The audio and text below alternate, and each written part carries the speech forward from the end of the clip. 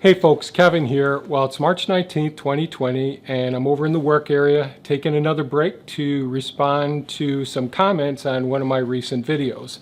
The video that these comments were made on was a video about spring cleaning, working with the hives, getting them all set for this coming season, and extracting some honey from one of the hives that wasn't successful over winter. Maggie commented, "Seriously, Kevin, I applaud your ideals." Excuse me. However, you cannot get all upset when you check your hives at the beginning of spring and find that they have died if you have done nothing to ensure their longevity. I think that's absolutely true if I had not done anything to ensure their longevity.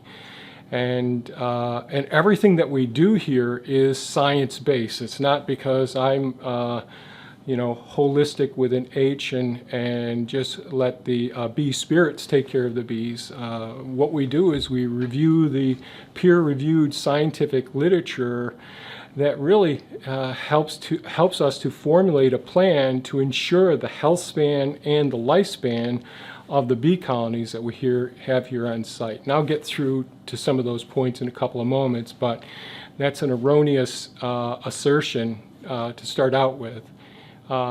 Beekeepers, commercial and hobbyists, manage their hives, and yes, they do. That's very well documented. There are many YouTube videos sharing with people the way that beekeepers and hobbyists, so commercial beekeepers, they've created videos showing how they manage their hives, how they transport them, how they feed them, how they treat them, all of those things, and it's pretty well out there, especially on YouTube and in many of the books available, and also on websites. All of these treatments and management techniques are readily available.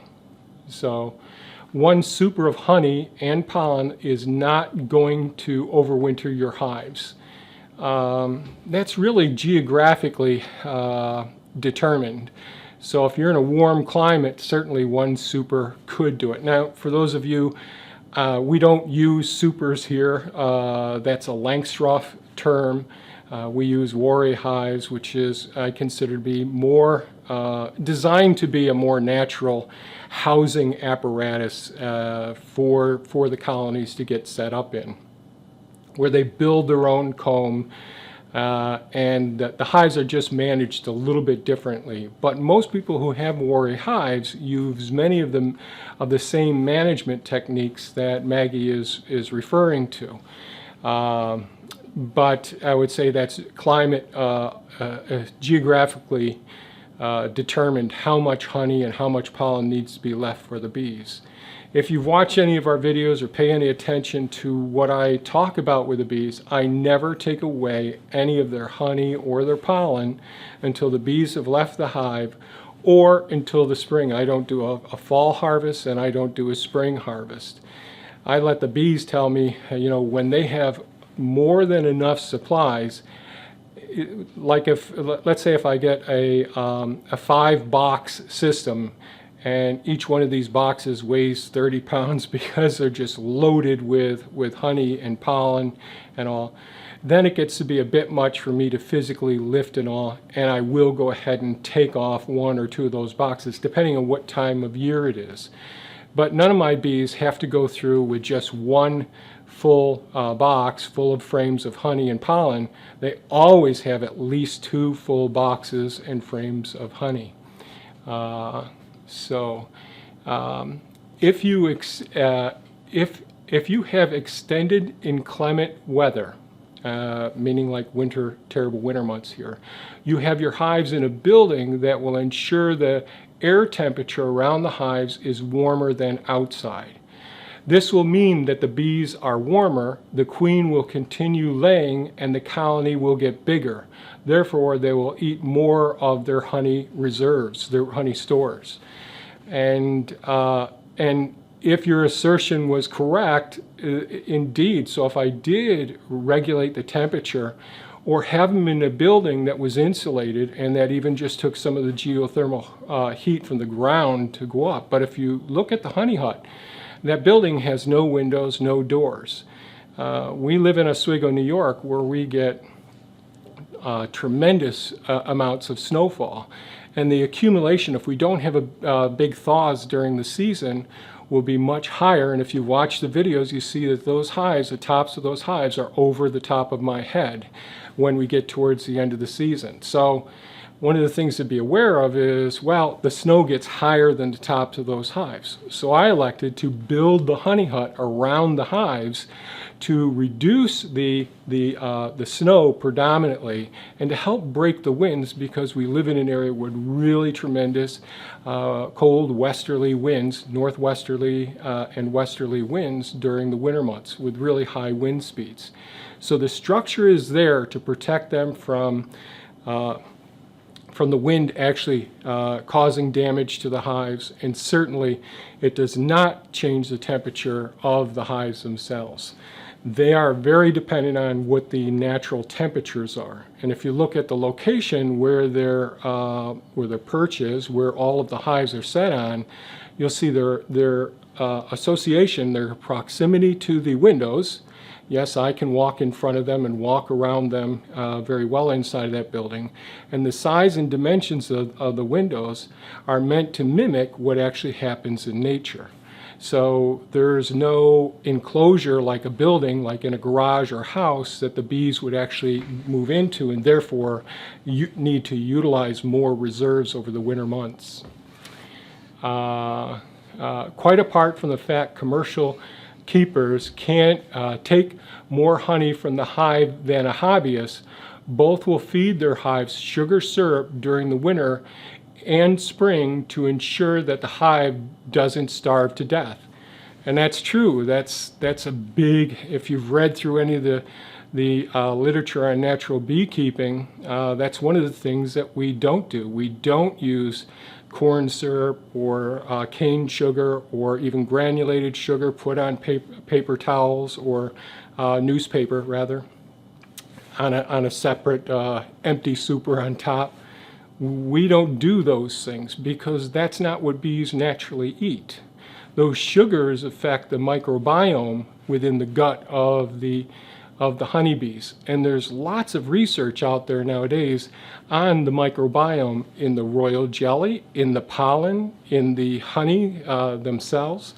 And those are all things that I think are extremely important.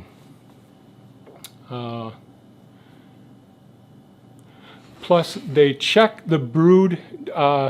They check for brood diseases while they are there and treat and destroy those that are diseased.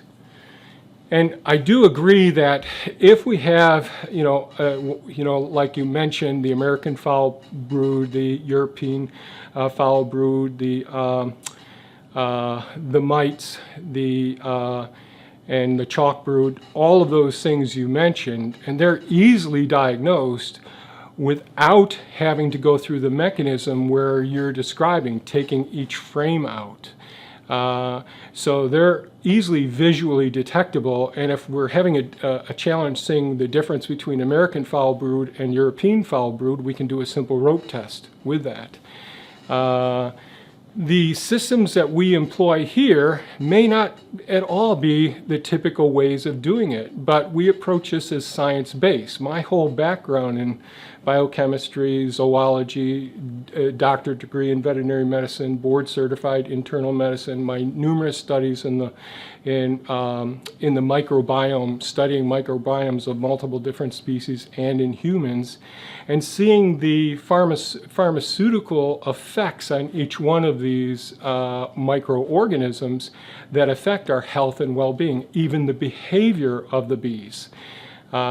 So I think one of the reasons why we have such success with there being so few diseases, with the exception of wax moths. I have had problems with wax moths, and I've had some hive beetles at different times. But the more that I learned through the processes that we're employing here, and I don't claim to have all the answers, but the systems that the resources that we're gathering information from are some of the most recent peer-reviewed scientific studies that are being done. And you know, when I was at Cornell, you know, some of my colleagues were some of the people who were doing this research just a few buildings away. So I got to know some of them and understand how their approaches were. And I actually understand how the funding was done, just like it is in medicine. Funding influences your targeting research as well. So let me go down a little bit further here and get to another comment. You are upset about a couple of hives. Just think how commercial keepers feel when he has to destroy his whole apiary because his bees have been in robbing the dead hives for the honey that is left in them and bring back the disease that wiped out your swarm.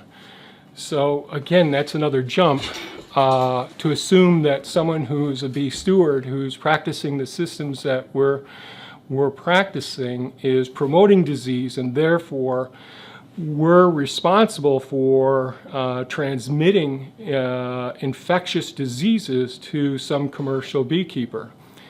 Commercial beekeepers are quite similar to what it is being more, people are becoming more aware of the animal agricultural industry. So, I mean, that's a big part of the ag department at schools, the veterinary departments at schools, and I'm talking about major universities like Cornell University. And, you know, the animal husbandry tactics that we use promote disease. We have a great deal of antimicrobial resistance as a result of the drugs that we're using to enhance the growth and fight off the diseases because of close proximity of animals being raised in confined areas, not eating natural diets, eating grains and silage that isn't some of their normal grass. They aren't moving as ruminants should. And I could go on this topic, but people are becoming more aware of it. Some people are going to whole food plant-based, some people are going to vegan, and many people are going to grass-fed or more modern agricultural techniques that are considered less use of medicines that you would think of medicine for your hives and all.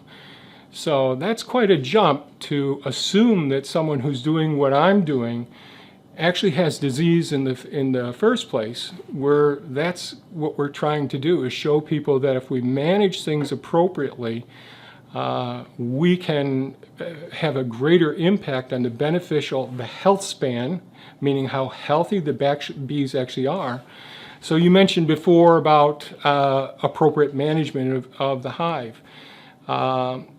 I hope to God that you could think about the bee colony, this superorganism, as being a superorganism and not just being the individual bees. And then when we think of the superorganism, that's just one species that we're talking about. There's all these other microorganisms that are in the hive as well. Before I go on there, let me see, is there another question you have?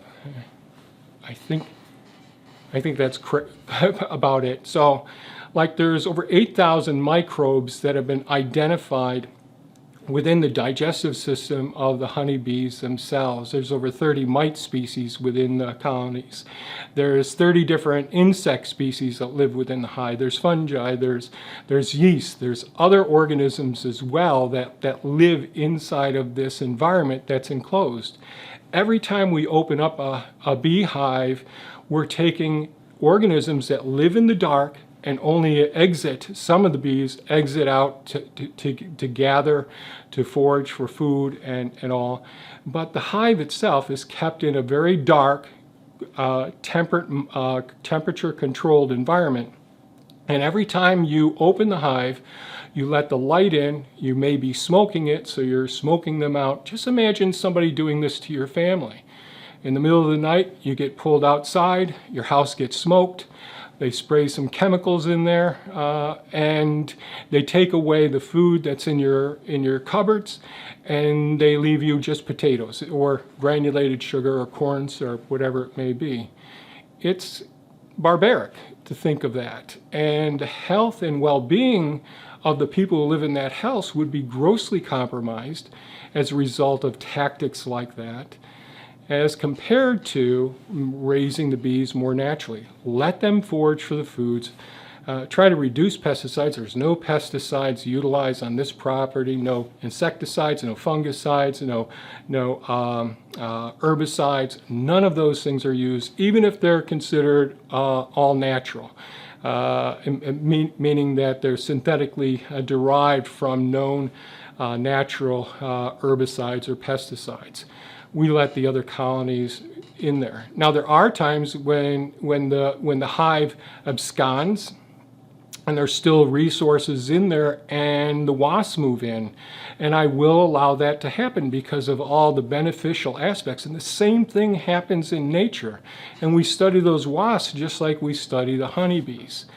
So we're not going about this all whimsically. We're going about this in a very science-based method, using a holistic design, not H, with the holistic starting with an H, with a W, meaning taking into account the whole, looking at the not just the superorganism as a single colony of bees, but as a super ecosystem within that hive, within that hive system that we have.